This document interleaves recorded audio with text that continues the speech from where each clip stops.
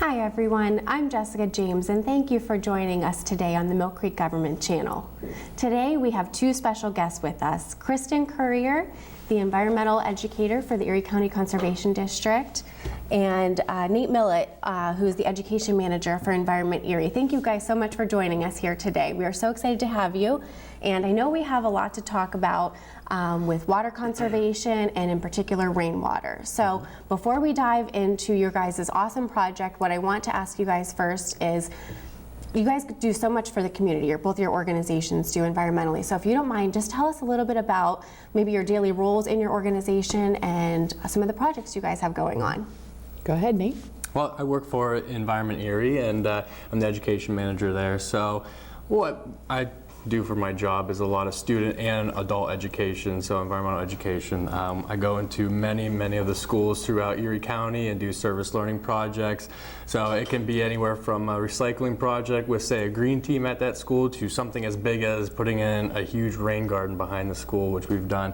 And then on the adult side of things, we do a lot of workshops throughout the county. So we do stormwater management workshops where folks get a rain barrel after participating in the workshop, and then we work with you in the compost workshops, where folks get a compost bin and learn how they can compost. And then we do a number of different workshops as well that we're just starting this year. So that kind of is in full circle what I do with Environment Erie. Sums it up in a nutshell. I know It we does, work yeah. with you guys often, so it's funny me asking me that question because I feel like I know what you guys do inside and out. But Kristen, go Exactly. ahead and tell us a little bit about what you guys do.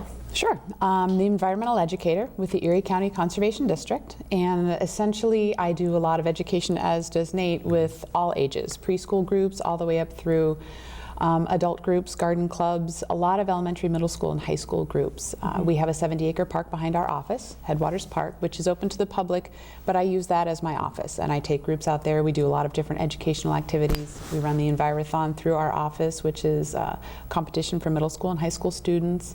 We have the Pumpkin Walk, which many people are familiar with, out at Headwaters Park in October.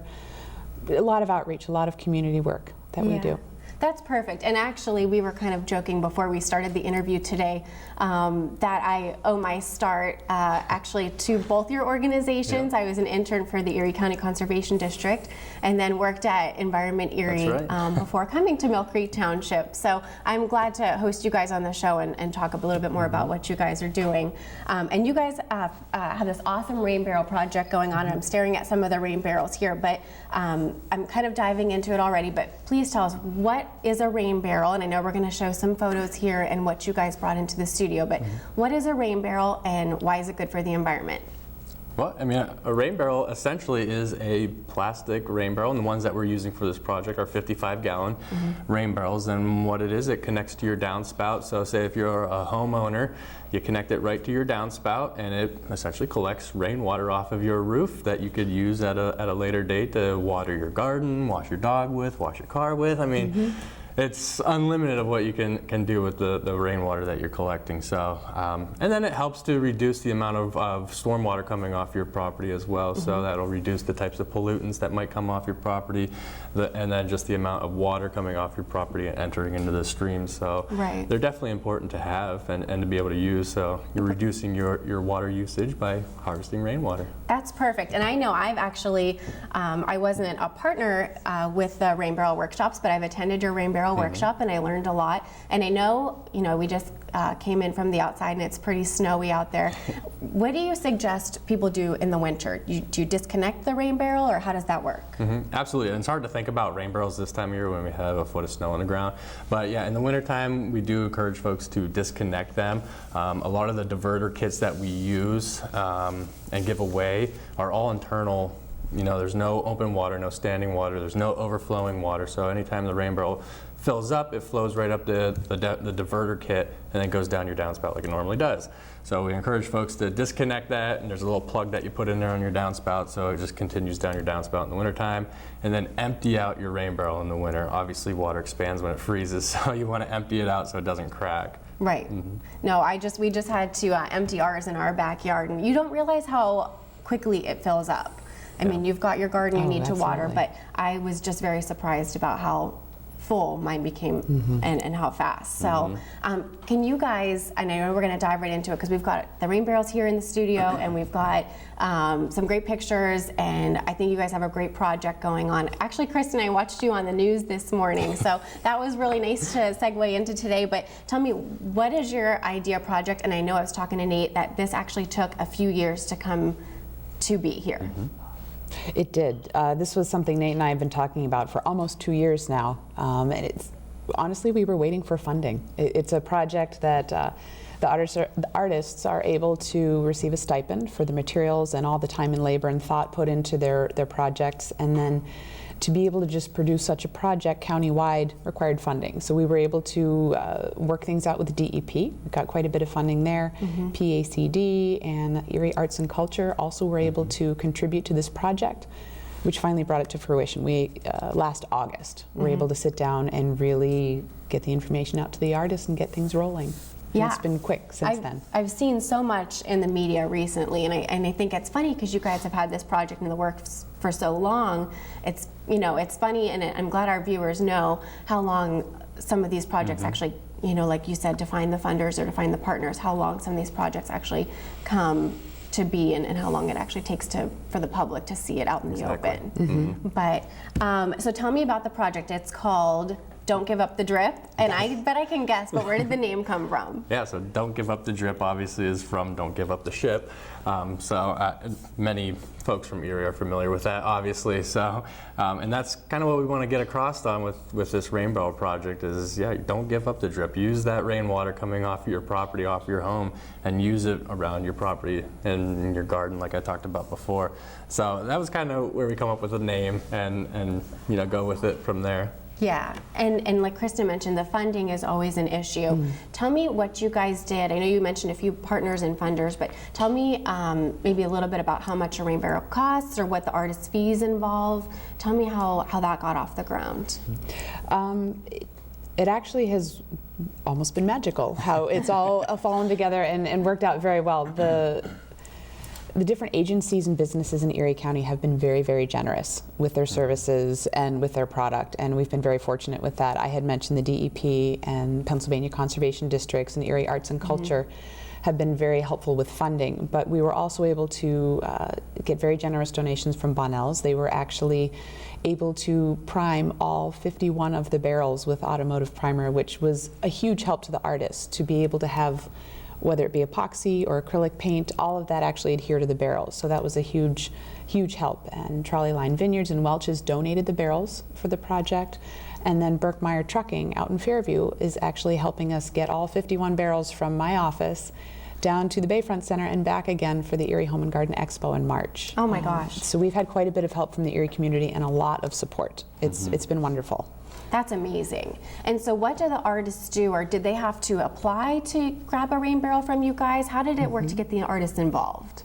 Well, we sent out a RFP to 1,500 artists, and we worked with the Erie Art Museum and John Vanko to get those names. But yeah, we sent that out, and we got, I would say, about 70 or so. At least. A little over, I think a little over 70 proposals in, and then we had a committee come together to pick 50 really good proposals. It was really hard to actually decide on which ones were to be chosen. They're all unique. Each proposal was completely different from the next one. Yeah, so we don't have I mean, all of them are different.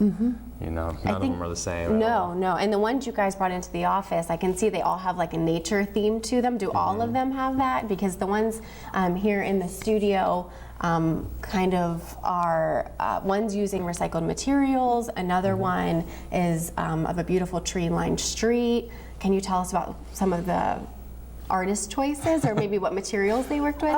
Yeah, we get a little, I guess, some teasers. We don't want to give away all of the different designs. Sounds good. But David Seitzinger is doing an amazing, quite large rain barrel project for the Children's Museum involving like an 8-foot wooden duck.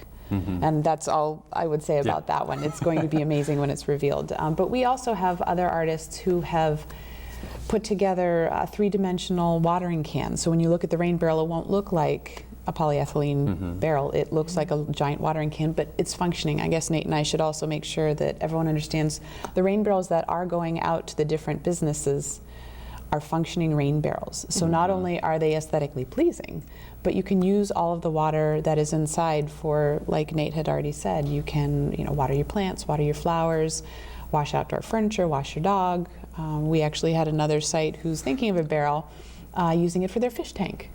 The water that you're collecting actually is clean. We certainly don't recommend drinking it. You don't put a cup under it and drink it, but there's no chlorine in it, there's no fluoride in it. It is clean, natural filtered water. Yeah. Water that's coming right off your rooftop into your downspout and then into the rain barrel. Exactly. And I love that you guys point out that it's aesthetically pleasing, because I think sometimes, and I love to do, the compost workshops and the rain barrel workshops, but sometimes when you have these green initiatives, because they're brand new and like you said, some of the funding's not always there to start, but it's a great idea. Sometimes when you start them, they don't always look aesthetically pleasing. I know for a while the rain barrels on the whole just looked like you said, a 55-gallon drum. And I think it's nice that these artists are contributing to make this something that is a beautiful item to add to your garden or, add to your downspout next to your house. Absolutely. So that's wonderful. Thank you. So what are your top 3 goals with this project? What do you guys hope to accomplish? Are you guys running it for a few years? Are you going to repeat the process? So I guess just first maybe go into your top 3 goals, what you hope to get out of this. Well, definitely our top 3 goals with this project are obviously to educate the community on the benefits of rainwater harvesting and why it's important. And then, Erie's such a great community as well, and we have some great folks that live here in our community. And we have amazing art talent, which Chris and I have discovered with this project. Amazing art talent that we want to showcase here. And then on top of that, we have amazing local businesses as well. So we want to showcase both of those, the art talent and the businesses that are here in the Erie community with this project. That's wonderful. I think that's great. Like you said, when we, first started at least the compost workshops, we got residents involved, but then slowly we started to get businesses involved too, which I think is important because then you're taking it to that next level. Right. That's something we're hoping too, as folks see this project come to fruition, that how can I get a rain barrel? It's something everybody can do. It doesn't have to be a large project. It doesn't have to be very involved. It's something anybody can hook up to a downspout. Oh yeah, right. Absolutely. Harvest and use the rainwater. Right. And do you guys plan on repeating this process, or do you think it's a one-time thing and it's going well and it's how you guys envisioned? I guess we haven't thought that far into the future with it. It would probably depend on funding and things like that. So as of right now, it's kind of like a one-time deal, but the rain barrels are going to be out in the community for the lifetime of the barrel. So really essentially this project is ongoing. Right. For a long time. So folks are very much encouraged to go out and visit all the rain barrels once they're out at the businesses. So.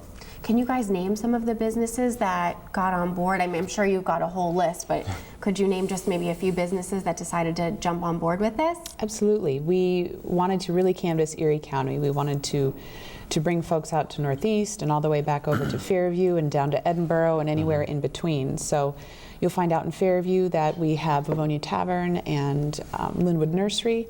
All the way across the county in Northeast, the Chamber of Commerce and the Cork Restaurant and several of the wineries will be hosting them. Down in Edinburgh, we have Light in the Woods and Seasons Inn.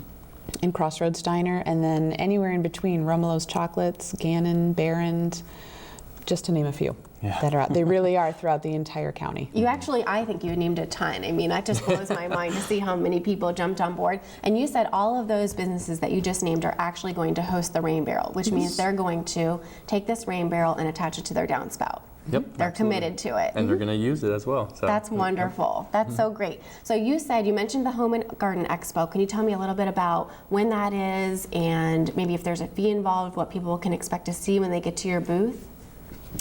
Probably the best bet for folks to go. It's March 17th through the 20th, Thursday through a Sunday. More detailed information about entry fees and things like that, probably best to go to the website, Erie Home and Garden Expo. And we will actually, we've been working with Tom Shearer from Erie Promotions, and he has us set up on display in that front hall that's all along the windows. Oh, okay. So as soon as you walk in, that you can't miss 51 rain barrels. But we will be there to answer questions, to explain to folks if they would like a rain barrel, how they can get one, and how to hook it up, and the uses for the rain barrel. You know, what can you do with that? And also just to let folks see the different artistic talent that we have. There will be information there also about how to visit them throughout the summer, the different locations to see them at. We still do have a few spots open for some sponsors, so if there is a local business who would be interested in sponsoring a barrel, we have a limited space left. It's $200 for a sponsorship. That goes directly to the artist. So this is not a profit project that we're working on. The $200 sponsorship goes right back to the artist. And we have a couple spaces available if there's a couple businesses or agencies interested. That's wonderful. And tell them again, who would they contact if a sponsor is interested? Would they contact Environment Erie or the Erie County Conservation District? They can contact both of us, actually, so we can give them information. Awesome. And do you guys help explain when you are putting a new rain barrel in? Do you guys help, show them how to install it and kind of give them a installation lesson? Yeah, we're going to do some training with the host sites, obviously how to maintain it. And there's really not much to maintain the rain barrel, but just a couple of pointers on how they can keep it maintained throughout the year. If they need to bring it indoors in the wintertime just to protect the artwork, right. They might require to do that. So just a quick training when we go to install them, and then they're good to go. That's wonderful. And like you said, they've already been sprayed. Now when the artwork is finished, it's okay to leave it outdoors in the rain. None of the artwork is going to come off, or... They've been coated with a special sealant that is UV protected and weather as much as you can in the Erie weather. I mean, we do the very best that we can, but we have been working with the different host sites to make sure that they stay in good shape so people can see them. Absolutely. That's wonderful.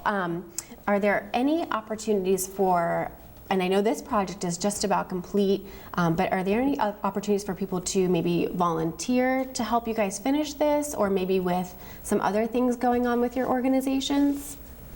I mean, maybe, I don't know for this this project, but for both of our organizations, I'm sure there's always volunteer opportunities in a lot of our programming that we do. So if you are interested in volunteering in anything that we do at Environment Erie and the Conservation District, feel free to give either one of us a call or email us. And we're going to put, I know, your Facebook page, your email addresses, phone numbers, all at the bottom of the screen here so people know how to get in touch with you. And the same goes for, donations or sponsorships. Everybody can get in contact with you. I know coming from the nonprofit organization, it is nice when people offer their, time, services, or even if they can't do that, if they don't mind, helping monetarily. I know you guys have Bike Around the Bay coming up pretty soon. When can we expect Bike Around the Bay again? Bike Around the Bay is, the exact date, it's usually the second Saturday of May, so May 16th, I think, it's right around there. I think that's the date. I should know this. So we do have Bike Around the Bay, and there's more information on our website for that. And then we also have another fundraiser event. It's a murder mystery event coming up on February 26th. That looks really exciting. And that is a really exciting one. So, and there's more information for that on our website as well. So that's going to be a lot of fun. So if you're interested in that, I am interested, and I just booked my seat, so I will be there at the murder mystery event. Now, I know I don't want to get too far away from what this project is specifically, but you guys do host rain barrel workshops. But I guess if people aren't a sponsor, because is this mostly geared towards businesses, or can private individuals get involved in being a host site for these bins? This is primarily geared for businesses. It is. Okay. Mostly because we want the barrels to be accessible to the public. Exactly. Yeah. But we are encouraging, like with Go Fish and the Leapfrog, when fish and frogs started to pop up on homeowners' lawns and windows and things. We're really hoping that people join in with the whole project all summer long. We expect to have the barrels out at the very latest Memorial Day. If weather permits, we'd like to have them out by the end of April. So we'll see what the weather does, but we would really like to see, especially on our Facebook page, people posting pictures of their own rain barrels and how have they changed them or had them fit the decor of their home, or what are they using their rain barrels for, and we'd like to see all that information come out to share with the community. Yeah, of course. We had from one of our Millcreek calendars, a submission of someone's beautifully landscaped backyard in their garden, and you couldn't even tell that a rain garden was a part of their landscape because they had blended it so well. So viewers, go to one of the older Millcreek calendars. I know that photo is in there, but so what if people want to either buy a rain barrel on their own? Do you think it's best for them to go to one of the hardware stores, or maybe to come to one of your workshops if you guys are still going to host those this year? Yeah, definitely. I mean, there's opportunities for folks to purchase rain barrels out there. I mean, there's places you could even go to Welch's and maybe Sure. ask them for one. They do have some out they there. do. Welch's does sell their barrels. They're a hot commodity item, Yes. so you do have to call ahead of time.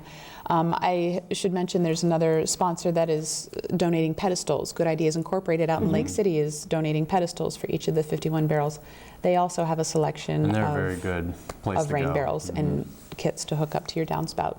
And you just mentioned something I want to talk about, the pedestal. I know that I had to create my own with a few cement pavers, but tell us why the pedestal is important to put underneath your rain barrel. Well, it obviously elevates your rain barrel so you could fit, a watering can under there to fill up a watering can, or attach a hose to your rain barrel. Just gives it some room there to be able to work with and get the water out of your rain barrel. Right. And for us, we didn't attach a hose or anything, so gravity works real well, pulling our rain barrel up. Like you said, Exactly. we can put the watering can underneath, turn on the downspout, and we're good to go. Like you mentioned, Good Ideas Inc., that's where we actually purchase our compost bins from. They're a local company. They do sell the rain barrels. I know, at least for the compost bins, and I'm assuming the rain barrels are pretty close, but something, to buy a rain barrel from a hardware store is going to be about, and correct me if I'm wrong, about $150 Yeah. per rain barrel, between 100 and 150 depending, I think, on the size and the style. So I don't want to say it's too expensive, but it's like anything else. I think you add to the landscaping of your backyard, and it's for us, it was an awesome investment. And we went actually to your workshop, so to grab ours. And your workshop, are you keeping the registration fee the same? Is it $15? For the rain barrel workshop, it's going to be a $20 registration $20. fee, and then for the dates, we have 3 workshops in April, and then 2 workshops in August. So for the exact dates, go on our website. They're all there, times and everything. You'll be able to get that on our website. That's wonderful. Perfect. I know that those actually fill up very quickly. And they do fill up extremely quick. So if you want to be a part of the workshop, we do have a registration date for certain ones. That's, again, all on our website. You'll be able to find that information. And your website is? environmentary.org. Right. And that's where, we do all of our registrations for the compost workshops. Yes. And I don't know if the rain barrels are the same, but for the compost workshops, we actually open it up, like you said, on one specific registration day, and all of the workshops fill up that day. Yes. I know we've been known to open it at 8 a.m., and they're totally filled by noon. So our compost workshops and the rain barrel workshops are essentially exactly the same as far as registration goes and things like that. So 8 a.m. they usually open up, and they're usually filled by 8:30. So if you are wanting to be a part of it, 8 a.m. be there. I know. I had people getting on and checking at midnight, saying I was on at midnight. No, we do open them up at 8 a.m., but they are usually filled up. We know within the half an hour. Yeah, exactly. People had called at noon and said, I know it's only lunchtime, but I can't get through anymore. But it does fill up quickly, which means that this is a really hot commodity. Everybody wants to do this. You guys mentioned it. I think a lot of our businesses are green here, but I think a lot of our residents want to be eco-friendly too. But I know we're coming to the conclusion, and we're going to, flash on the screen a few pictures of the rain barrels and some of the ones we have in the studio here. They're absolutely beautiful. The artists have done a wonderful job. But if you guys don't mind, just let our viewers know how they can get in contact with you guys, how they can reach you guys, what's best by email, telephone, dropping in. Whatever you guys think. Absolutely. We would love to field any questions, any comments, any ideas about the Rain Barrel Project. I can be reached at the Conservation District at 825-6403, and my email is kcourier@erieconservation.com. Our website is erieconservation.com. And just a side note also, we do sell rain barrels with the diverter kits attached to them at our office. So if someone is interested in a plain painted rain barrel, feel free to give me a call or send me an email and I can get you more information on how to get one of those. They're $53. Perfect, wonderful. So we know that we can go to the store, pay a little bit more, or we can go to Kristen and get them at a That's discount. Absolutely. And Nate, how can everyone reach you? I can be reached at environmentary.org. You can see that our website. My phone number is 440-3953, and then my email is nmillet@environmenterie.org. And do you guys have Facebook pages for this event? I know you guys had talked about wanting to get some more likes for your Facebook page.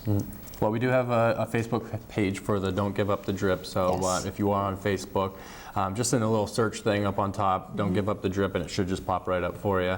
And then Environment Area also has a Facebook page as well, so that's just Environment Area. Perfect, perfect. We at the recycling department do have our own Facebook page, and I know that we liked your page already. So if anybody can't find their page, I know they can get online to our recycling department Facebook page and maybe find you guys through us as well. But Nate and Kristen, I just wanted to thank you guys so much for coming on here. This is such a wonderful community adventure. You guys are doing so many good things, not just with the rain barrels, with all the other environmental workshops you guys put on, with the lessons you guys have with the kids. I know I appreciate it, and I know I appreciate getting my start from you guys too.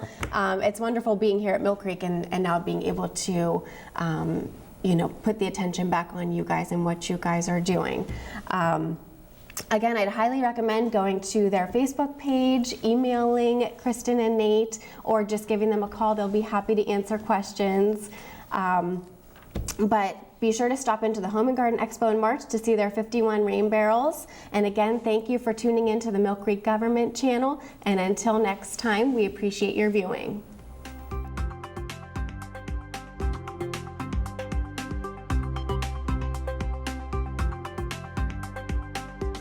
You're watching the Millcreek Government Channel, powered by WQLN Public Media.